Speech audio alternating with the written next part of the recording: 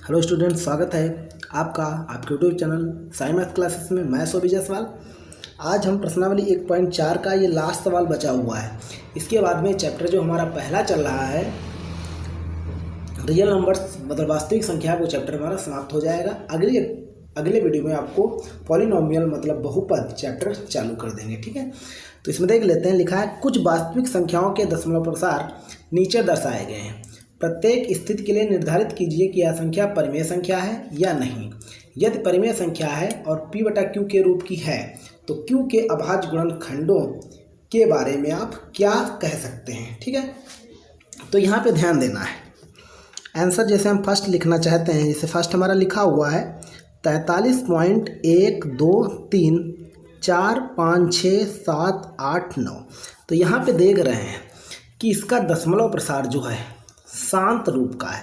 जब दशमलव प्रसार शांत रूप का है अर्थात यह एक परिमेय संख्या होगी। ये ध्यान रखना है, परिमेय संख्या होगी। साथ ही साथ इसमें लिखा है कि p/q के रूप की है तो q के अभाज्य गुणनखंडों के बारे में आप क्या कह सकते हैं।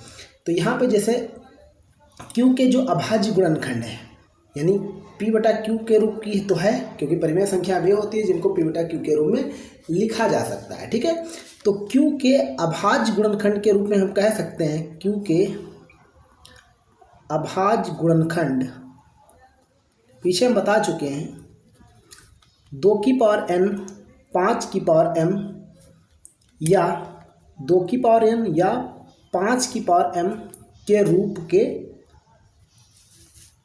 के हैं, तभी ये अभाज्य गुणनखंड यानी तभी ये परिमेय संख्या है। सीधी बात ध्यान रखनी है। ठीक है, अब देखते हैं इसका दूसरा पार्ट है 0.1201201200 1240 डैट।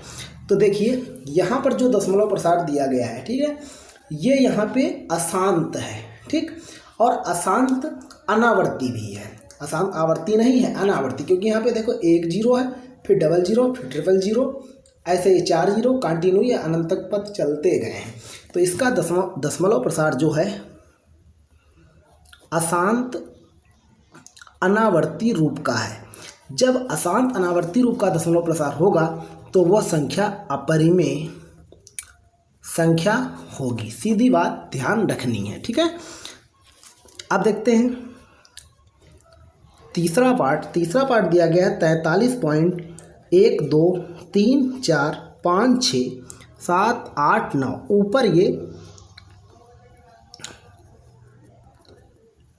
रेखी कोष्टक लगा हुआ है। ठीक है, इसका मतलब ये होता है कि ये संख्याएं जो हैं ये रिपीट हो रही हैं। ठीक है, मतलब 1 2 3 4 5 6 7 8 9 चला, फिर चलेगा 1 2 3 4 5 6 7 8 9, मतलब ये कंटिन्यूस चलती रहेंगी। ठीक, तो इसका मतलब ये हुआ कि इसका दशमलव प्रसार जो है अशांत आवर्ती रूप का है, क्योंकि एक निश्चित यानी समूह के बाद कह सकते हैं फिर से उनकी पुनरावृत्ति होती है, मतलब इनका अशांत आवर्ती रूप का दशमलव प्रसार है।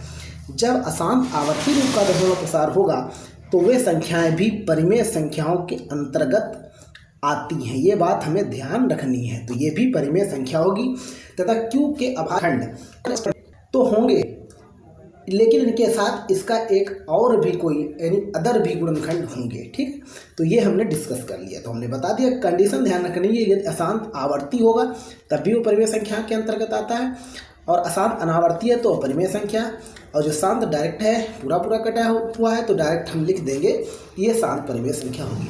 तो स्टूडेंट, इसी के साथ हमारी ये एक्सरसाइज 1.4 समाप्त हो गई। अगले वीडियो में आपको अगली एक्सरसाइज मतलब नया चैप्टर जो चालू करेंगे बहुपद वो मिल जाएगा।